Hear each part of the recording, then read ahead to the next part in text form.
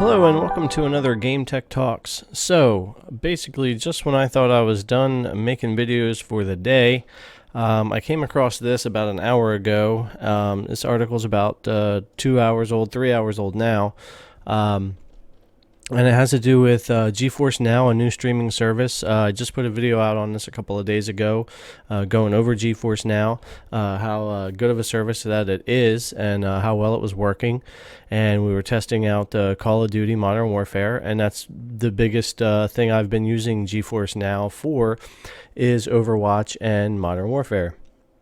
So with this happening today, it was a bit of a punch to Geforce Now, and as a gamer, to me. Now, on this channel, I plan on keeping things really positive about gaming. I don't care about controversy stuff. I don't care about negative spins, clickbait stuff. I'm not interested in any of that kind of stuff. For the most part, I'm just someone who's gamed all their lives, who loves building PCs, who loves doing this kind of stuff. I'm always reading all the new things going on. So I don't get into all of the crazy negative stuff. But with that said, Activision and Blizzard pulling their games from Geforce Now, I just can't figure that one out. As I don't see how there's any way that's a pro consumer or a pro gamer move. So anyway, let's go over this article and see what we've got here. So Activision Blizzard games have been pulled from Geforce Now at Activision's request. NVIDIA's Geforce Now made a big splash last week. The game streaming service is giving Google Stadia a run for its money in the value stakes, and some of its features are fantastic, and that is true. Geforce Now has huge potential. But if you happen to cherish the platform's collection of Activision and Blizzard titles, you're out of luck. They've been rather unceremoniously removed. According to a spokesman from NVIDIA, writing in the Geforce Now forums, the library of Activision Blizzard games, which included Call of Duty Modern Warfare, Overwatch, Diablo 3, and more, have been removed at Activision's request. So this wasn't something that had to do with NVIDIA. They are actively trying to get as many games and publishers and many people on the Geforce Now platform as possible, so that we have as many games to choose from as we can get there. So this, as far as I'm reading and as far as I could tell today, this doesn't have anything to do with any decisions made by NVIDIA. So it goes on to say, as we take Geforce Now to the next step in its evolution, we've worked with publishers to onboard a robust catalog of your PC games, which is what I love about Geforce Now, is you're not having to buy any games for that service. It's using your existing games out of Steam, Epic Games Store, Uplay, and it was Battle.net, but now it is not. The spokesperson said, this means continually adding new games and on occasion having to remove games similar to other digital providers. So trying to soften the blow there, saying, yeah, sometimes they'll come, sometimes they'll go, but the service just launched, and to lose Activision Blizzard and to lose Overwatch and Call of Duty Modern Warfare on the service so soon, I'm sure that wasn't planned, and it's definitely a hit to the service right now because there are only a certain number of games.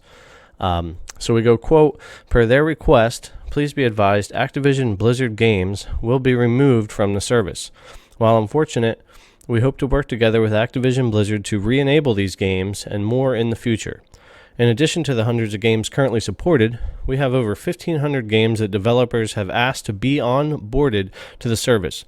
Look for weekly updates as Look for weekly updates as to new games we are adding.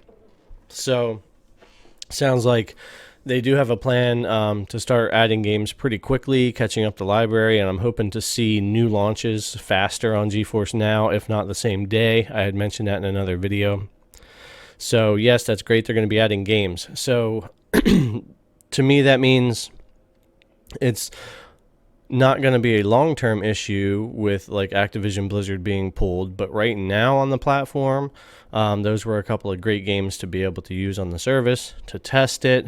I was just getting ready to do a comparison of Call of Duty ray tracing, 1080p 60 frames a second streamed from Geforce Now versus 1080p 60 on my PC with ray tracing, just to see what the difference was, what they look like. Did it look the same?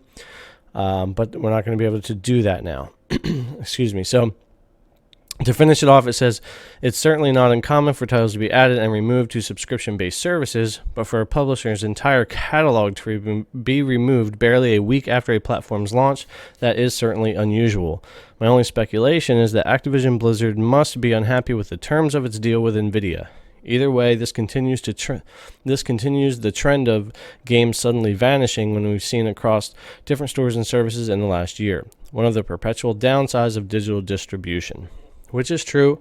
Unfortunately, with digital games, there's a lot of things we don't have control of, and things like this can happen. I just fail to see how Activision Blizzard is doing anything to help themselves here.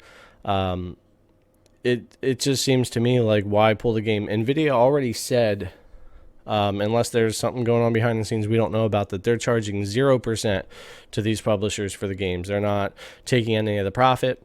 They're not charging them money, as far as I can tell. It's just basically getting permission to run the game on their server for you to play anywhere you want, as long as you own the game and you're logged into a valid account. I don't understand how this would cost Activision Blizzard money. If anything, this is going to bring more players in. I was playing Call of Duty on a horrible laptop. It was really cool. It was 1080p 60 with ray tracing, with high settings, and that wasn't something I was able to do before, and that was really cool. So that gets a lot more people in. If you had an Android phone, you could play Call of Duty with ray tracing and high settings. It was really cool. And yes, there's a bunch of other games. I think there's 800 or 1,000 games on that platform right now on Geforce Now, and they're talking about a lot more games coming. They're talking about 1,500 more games in the pipeline. And the way the service works is really great with your existing games and cloud saves and all that kind of stuff. So I just don't get it. I don't see how Activision Blizzard is helping themselves here. I don't see how there's some way it's costing them money. I would think, if anything, this is bringing more players in, more players to buy your battle pass, more players to spend money in the games, and I'm just really not sure what we're not seeing or hearing from either side that would cause something like this to happen. And like I said, in the long run, it's not going to matter. Nvidia will probably get them back on board one way or another if enough customers want those games back. But if they don't, right now it does suck.